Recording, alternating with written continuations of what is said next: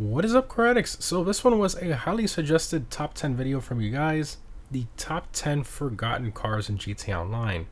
Now obviously this is very subjective depending on the players and what cars they use or have preferences towards. So I know for a fact there's probably going to be a handful of you guys who might use a couple of these cars from this list. That's obviously inevitable. However, this video is tailored more towards the general GTA Online community and also cars that I rarely see anybody using in GTA Online or bringing to my weekly car meets because they're well forgotten vehicles. Also, I will not be including weaponized, armored, base Benny's vehicles, or street vehicles in this list since you literally see them driving around in free mode all the time because you're sort of forced to. But anyways, let's get right into it. Starting off with number 10, we have the Lampadati Ferrari GT. So this car released with the Last Team Standing update in 2014. Now this one used to be available from Legendary Motorsport website for about $450,000. However, this was one of the removed website cars. Now the main reason this car was forgotten was because it unfortunately had no visual customization parts except for the typical internal performance mods. And on top of that, the performance, specifically the handling, wasn't all that great. And for its time in 2014, a new DLC sports car with subpar performance, no customization, and a price tag of almost $500,000 in 2014, it was bound to be forgotten.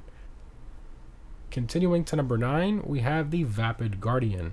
So this truck released with the original Heist update in 2015 and is available to purchase from the Severn San Andreas website for a price of about $375,000. Now, similar to the Ferrari GT, this thing basically has no visual customization except for one exhaust option and of course the usual internal performance mods. And with much cooler trucks releasing over the years with tons of customization, that's why the Guardian got forgotten over the years. Now I know there's a large truck community in GTA Online, and they're probably screaming at their phone right now saying, how dare you put the Guardian as a forgotten vehicle? I use that truck every other day. But honestly, again, like I mentioned at the beginning of the video, this is tailored more towards the general GTA Online community, and I'm pretty sure we can all agree this thing is pretty forgotten. You never see anybody using the Guardian anymore. Next up, on to number 8, we have the Nagasaki Outlaw. So this vehicle released with the Casino Heist update in 2020 with a price of about $1.2 million, which is pretty insane for a Can-Am based motorsport vehicle.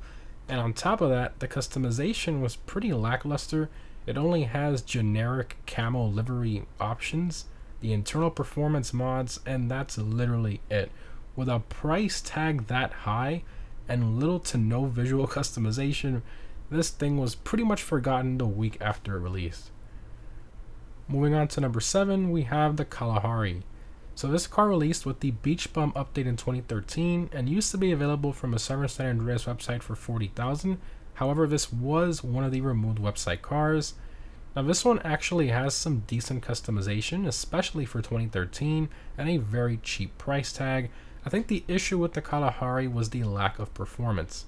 It's one of the slower performing vehicles in the class, and obviously not everything is meant to be a competitive off-roader, but I really feel they should have bumped the performance a bit.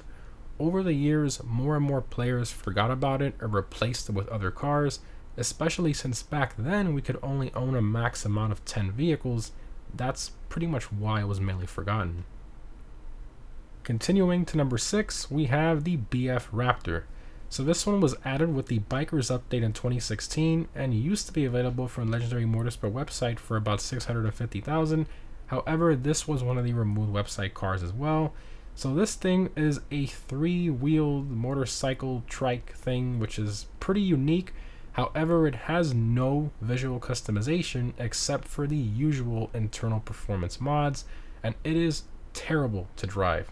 It is literally allergic to curbs and spins out over them if you're not careful. Plus, the handling isn't all that great as you might expect. And Rockstar put it in a sports class for some reason. It's one of the slowest ones in that class. Just really no reason to own this thing, and that's why it was a forgotten vehicle. Next up, on to number 5, we have the Hot Knife. So this one is an OG vehicle, however it was only available to players who owned the collector's edition of the game at the time. However, when next gen version of the game released in 2014, it was then available to all players for 90,000, and then it was eventually made free to all players. Now this car has front fender options and a couple hood options, which was pretty decent for 2013.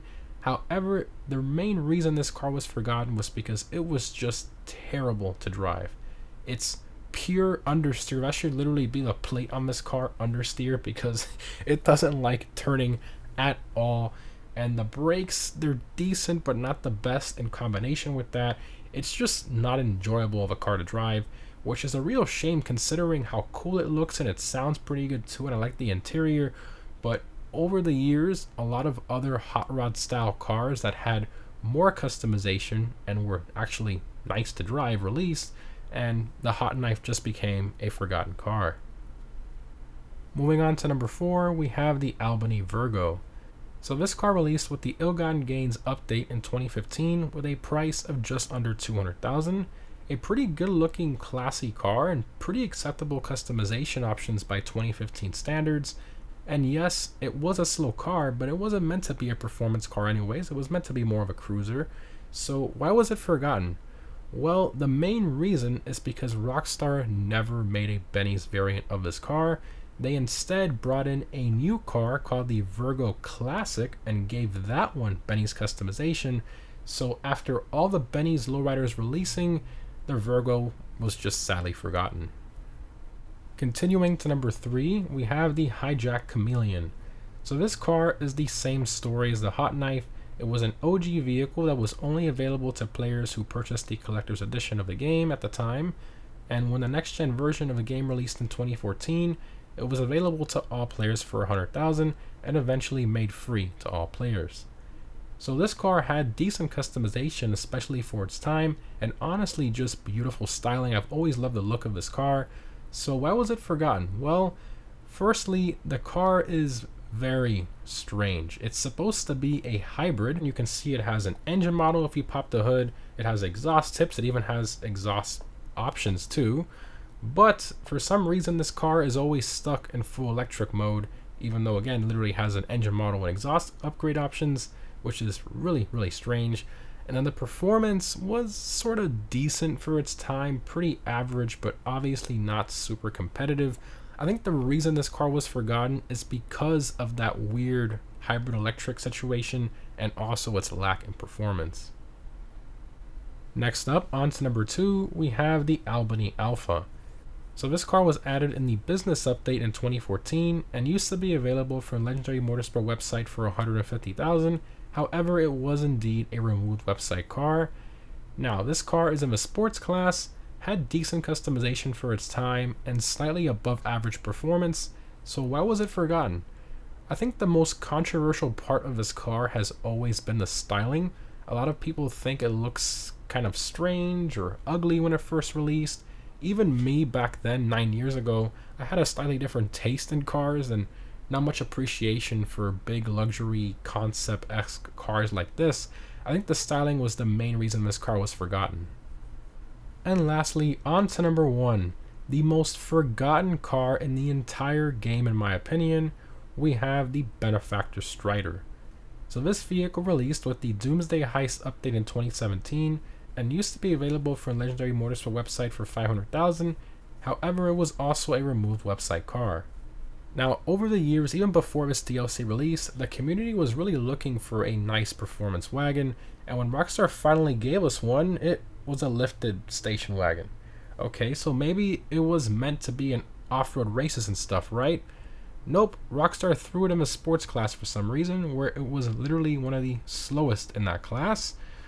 Okay, well maybe the customization is pretty good. Nope, only a few front bumper or hood options. Yeah, it just gets worse and worse the more you look into this car. Upon release, the community was very confused by Rockstar's decision in adding this car the way they did. All Rockstar had to do was either put it in the off-roads class, or make it a normal wagon with better performance and put it in the sports or sedans class. That's all they had to do, but instead, they made it a pretty useless vehicle, and when most players realized this, they ended up selling them, and that's why it was forgotten pretty quickly. So there you guys have it, the top 10 most forgotten cars in my opinion based on the general GTA Online community. Definitely let me know down below in the comments what other top 10 videos you guys would like to see me do next.